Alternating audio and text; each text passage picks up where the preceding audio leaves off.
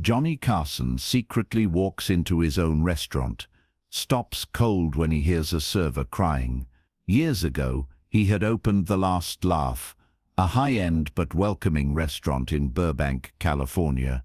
It wasn't a vanity project or some side hustle to burn money. He had spent years perfecting the menu, hiring the right chefs, and making sure his restaurant was a place where both everyday folks and Hollywood insiders could enjoy a great meal. But Johnny also knew that no business, no matter how successful, ran smoothly just because the numbers looked good on paper. The real truth of a place wasn't found in profit margins. It was found in the back kitchens, in break room whispers, in the exhausted eyes of employees after a long shift. That's why every few months, Johnny made a habit of walking into The Last Laugh as a regular customer. No flashy entrance, no announcement, just a man in a jacket and slacks stepping into his own business like anyone else. That night, the place was buzzing. The Friday dinner rush was in full swing, with servers darting between tables, balancing trays of sizzling steaks and martinis. The scent of garlic butter and grilled prime rib filled the air. The ambient lighting cast a golden glow over couples, friends, and solo diners enjoying their meals. At first glance, everything seemed fine, but Johnny had spent decades reading audiences, sensing when something was off, even when everyone was smiling. And tonight, something felt wrong. He spotted the manager, a tall, rigid-looking man in a navy blue blazer, standing at the edge of the floor, watching everything too closely. Like a director who'd forgotten his actors were human, there was something about his stance that felt off, not just observant, controlling. Then, as Johnny moved toward the bar, he heard it, a soft, muffled sound coming from the side hallway near the kitchen. At first, he barely noticed it, but as he walked past, the sound became clearer. Someone was crying, not loud, not dramatic, the kind of cry you let out when you're trying desperately not to break. Johnny's footsteps slowed. He turned his head slightly toward the break room door. It was slightly ajar. Inside, he caught a glimpse of a young woman, head bowed, fingers gripping the edge of a metal counter, like she was trying to keep herself from collapsing. Another employee, a young man in a Last Laugh uniform, stood beside her, speaking in hushed, urgent tones. Johnny didn't know her, but the look on her face, that hit him hard.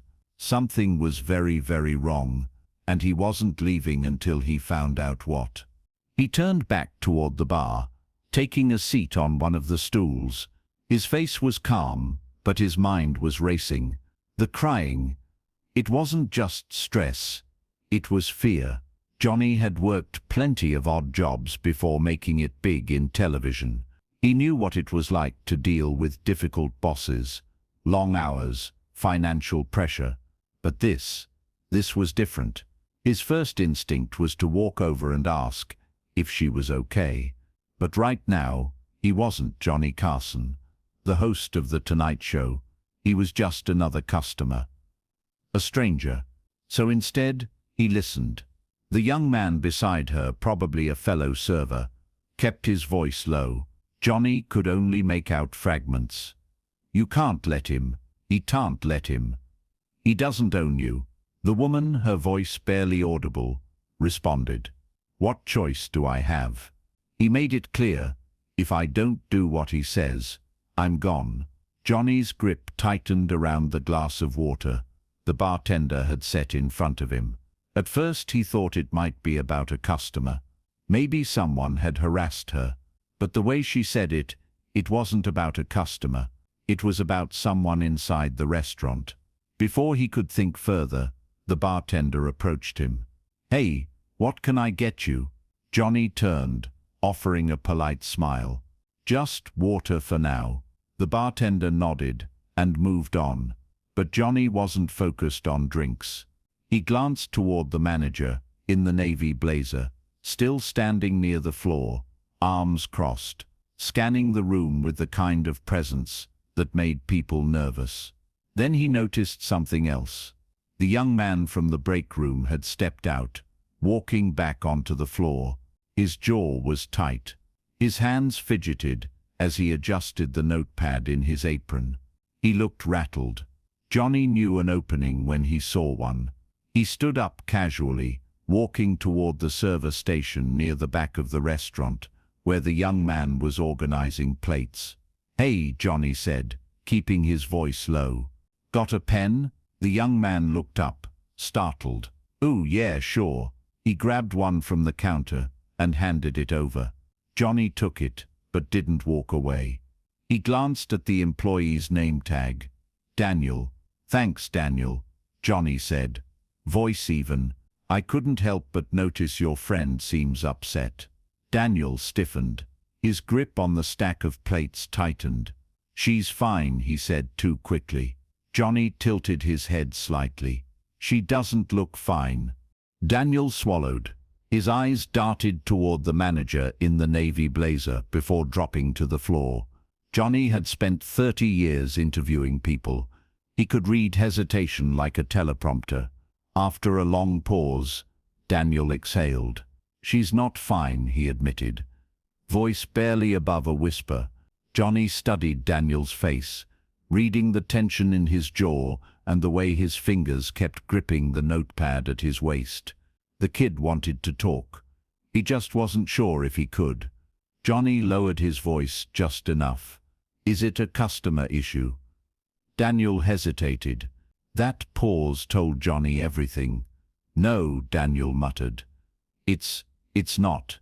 His eyes flicked toward the front of the restaurant, toward the manager in the navy blazer, who was still standing near the hostess station, watching the room like he owned it. Daniel exhaled sharply, glancing back toward the break room before shaking his head. "It's her personal business." That was a lie, not because Daniel wanted to mislead him, but because he was afraid. Johnny had seen it before. People stuck in bad situations, unable to walk away because of fear, money, or lack of options. Johnny leaned on the counter slightly, keeping his posture relaxed. "How long has she been working here?" Daniel responded automatically. "A little over a year." Then he tensed. "Why?" Johnny shrugged, keeping his tone light. "Just wondering if she likes it here." Daniel let out a short, humorless chuckle. "She doesn't, but she can't afford to leave." And there it was, the real problem. She wasn't just stressed, she was trapped. Johnny's jaw tightened. This wasn't just about a bad work environment. Something deeper was going on here. Before he could ask anything else, Daniel stiffened. Johnny didn't need to turn around to know why. The air shifted, thick with something unspoken. The manager was walking toward them. "Everything okay over here?"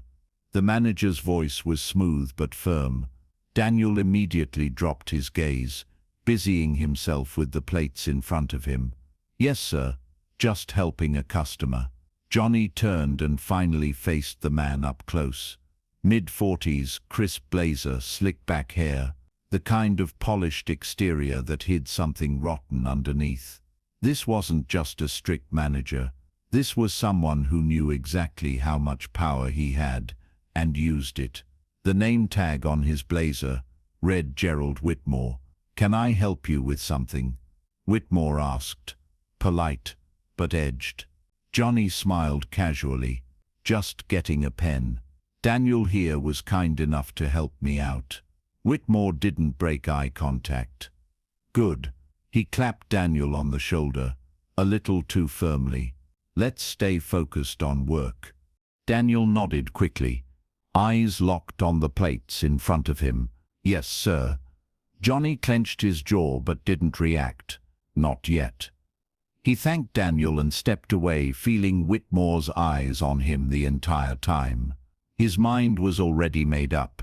He wasn't leaving. Not until he figured out exactly what was happening in this restaurant. He stepped outside for a moment, letting the cool Los Angeles night air clear his head. From where he stood, it probably looked like he was just taking a break. In reality, he was thinking hard. The woman, whoever she was terrified. Daniel was afraid to speak. And Whitmore, that man had the look of someone who enjoyed control a little too much. Johnny had dealt with plenty of difficult producers and network executives over the years, but this was different. This was personal. This was happening in his own restaurant. If he wanted real answers, he needed to talk to someone who wasn't afraid. And then, as if on cue, another employee stepped outside. A woman in her 30s, wearing a Last Laugh uniform, lighting a cigarette. She leaned against the wall, looking exhausted. Johnny saw his opening. He walked up casually, hands in his pockets. Long night. She looked up, startled, then relaxed slightly. Yeah, Fridays are brutal. Johnny nodded, leaning against the wall beside her. Mind if I ask you something? She hesitated, but shrugged. Go ahead. Johnny kept his voice light. Your manager, Whitmore. What's he like? Her expression darkened immediately. It was quick, just a flicker, but Johnny caught it. He's demanding, she said carefully. Very particular about how things are done. Johnny tilted his head. That normal for restaurant managers? She took a drag from her cigarette, exhaling slowly. Then she looked around, as if checking for eavesdroppers. When she spoke again, her voice was barely above a whisper. He makes Rachel stay late, alone. Johnny's muscles tensed. She's the only one. She nodded. Yeah. And the way he talks to her, it's not right. We've all seen it. The way she flinches when he calls her into his office. The way she looks after those shifts. She paused. She's scared of him. Johnny's grip tightened. He had seen this before, not in restaurants, but in television studios. Powerful men who used their positions to intimidate, manipulate, control. He had always hated it, and he wasn't about to tolerate it in his own establishment. He took a slow breath, forcing himself to stay calm. Has she said anything about it? The woman shook her head. No, but she doesn't have to. It's obvious. Johnny exhaled slowly. Now he wasn't just dealing with a bad manager. He was dealing with abuse of power, and that changed everything. Thanks for telling me, Johnny said quietly. That took courage. She gave a tired smile. Just wish someone would do something about it. Johnny looked back at the restaurant. Someone will. He pushed open the glass doors and walked back inside. The dinner rush had died down. Fewer customers, fewer witnesses. But Whitmore was still there, standing near the server stations like a sentinel. Johnny's footsteps were deliberate as he crossed the floor. He didn't stop at the bar. He didn't hesitate. He went straight for Rachel. She was clearing a table, her movements mechanical. Her eyes looked hollow. When she saw Johnny approaching, she tensed slightly, like she was bracing for criticism. Excuse me, Johnny said gently. Could I speak with you for a moment? Rachel blinked, confused. I'm working, sir. I know, Johnny said. This won't take long. She glanced nervously toward Whitmore, then back at Johnny. Something in his expression must have reassured her, because she nodded and stepped away from the table. Johnny led her a few steps away, keeping his voice low. I know what's been happening. Rachel's eyes widened. I don't know what you mean. Yes, you do, Johnny said quietly. Whitmore, the late shifts, the way he treats you. I know. Her hands started trembling. I can't if I say anything. I'll lose my job. I need this job. You won't lose anything, Johnny said firmly. But he will. Before Rachel could respond, a shadow fell across them. Gerald Whitmore had arrived, his expression perfectly controlled, but his eyes sharp with warning. "Is there a problem here?" Whitmore asked smoothly. Johnny didn't turn immediately. He kept his eyes on Rachel, watching how she physically shrank at the sound of Whitmore's voice, how her breathing became shallow. That told him everything he needed to know. He turned slowly to face Whitmore. "Actually, yes, there is." Whitmore's smile was tight.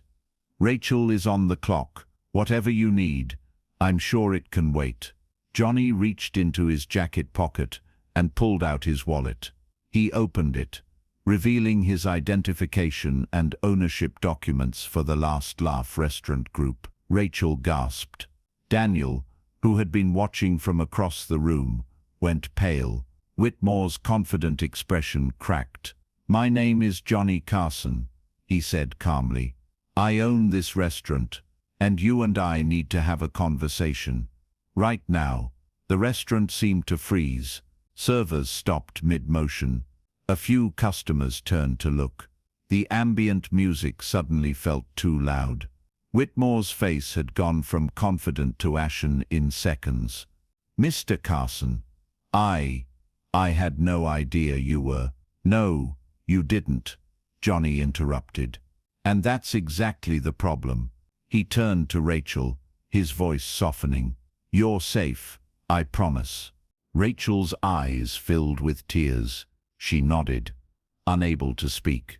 Johnny turned back to Whitmore. "Your office, now." Whitmore swallowed hard, his composure completely shattered. He nodded stiffly and led the way toward the back office. Johnny followed, but paused at the door. He looked back at Rachel and Daniel. "Stay here. This won't take long." Inside the office, Whitmore immediately tried to regain control. He let out a nervous laugh. "Mr. Carson, this is quite a surprise. If I'd known you were visiting tonight, I would have—" "You would have what?" Johnny cut in, his voice cold. "Put on a better performance." Whitmore flinched. "Sir, I don't know what Rachel told you, but this isn't about what Rachel told me," Johnny said. "This is about what I saw, what I heard, what multiple employees confirmed." He leaned forward. "You've been abusing your position, making employees, specifically Rachel, stay late alone, creating an environment of fear and intimidation." Whitmore's face went white. "That's not. I never." Johnny pulled out a small recording device from his pocket. "I recorded my conversation with one of your employees outside. Would you like to hear what she said about you?" Whitmore's hands trembled. "Mr. Carson, please. I have a family. I need this job." "Rachel needs her job too," Johnny said coldly. "But that didn't stop you, did it?" He picked up the phone on Whitmore's desk and dialed. "Yes, this is Johnny Carson. I need you to send someone from HR to the Last Laugh. Immediately. We have a termination to process." He paused. "No, it can't wait until Monday." Whitmore sat frozen, watching his career dissolve in real time. Johnny hung up and looked at him. "You're done here. Security will escort you out tonight. You'll receive your final paycheck. But you will never work in any establishment I'm associated with again. And if I hear you've gone elsewhere and continued this behavior, I will make sure everyone in this industry knows exactly who you are." Whitmore opened his mouth, then closed it. There was nothing left to say. Johnny walked out of the office. The restaurant was quiet now. Employees and the few remaining customers all watching. He walked directly to Rachel. "He's gone," Johnny said gently. "You're safe." Rachel's composure finally broke. Tears streamed down her face as relief washed over her. I thought no one would believe me." "I believe you," Johnny said. "And so does everyone else here." Daniel stepped forward, his voice shaking. "Mr. Carson, thank you. We've been trying to figure out how to help her, but we were scared we'd all lose our jobs. Johnny looked around at the assembled employees. Listen to me, all of you. What happened here tonight should never have happened in the first place. This restaurant is supposed to be a place where people feel safe, customers and employees alike. That's not negotiable. He paused, making eye contact with each person. From now on, this restaurant is under direct oversight. We're implementing new policies, new training, new management, and most importantly, if anyone ever makes you feel the way Whitmore made Rachel feel, you come directly to me. Not HR, not corporate, me. And I will handle it. The room was silent, but the tension had shifted. It wasn't fear anymore. It was something closer to hope. Rachel wiped her eyes. What happens to me now? Johnny smiled slightly. You keep your job with a raise. And if you're interested, I'd like you to be part of the team that helps redesign our employee protection policies. Who better to shape them than someone who knows what it's like to need them? Rachel stared at him, disbelief turning into cautious optimism. Yes, I'd like that. Daniel spoke up again. Sir, this isn't just about the last laugh. This happens in restaurants all over the city. I know, Johnny said. And that's a bigger conversation. But it starts here. It starts with us doing the right thing, even when it's uncomfortable. Especially when it's uncomfortable. Over the next hour, Johnny stayed at the restaurant. He spoke with every employee individually. He listened to their concerns, their fears, their suggestions. By the time he left, the sun was starting to rise. He sat in his car in the parking lot, watching the early morning light hit the restaurant sign. One place, one manager, one employee who'd been suffering in silence. But how many more were out there? He thought about his show, about the platform he had. Maybe this was a conversation worth having, not in a preachy way, but in his way. Observant, thoughtful, real. Being successful wasn't just about ratings or money. It was about what you did with that success, the responsibility that came with it. He started the car but sat there for another moment, thinking about Rachel, about Daniel, about all the people working jobs where they felt powerless. Leadership wasn't about being on camera or being famous. It was about showing up when it mattered. It was about using whatever power you had to protect people who didn't have any. If you're ever in a situation where someone is abusing their authority, speak up, document everything, find allies, and know that you're not alone. And if you're in a position of power, remember this: people are watching, not just what you do on stage, but what you do when the cameras are off. That's where real character is revealed. Sometimes all it takes is one person willing to listen.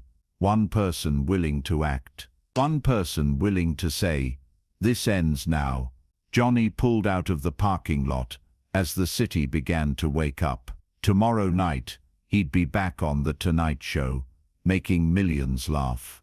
But tonight, he'd done something that mattered even more. He'd reminded someone that they mattered, that they deserved respect, that they deserved safety. And in the end, that was the best performance of all.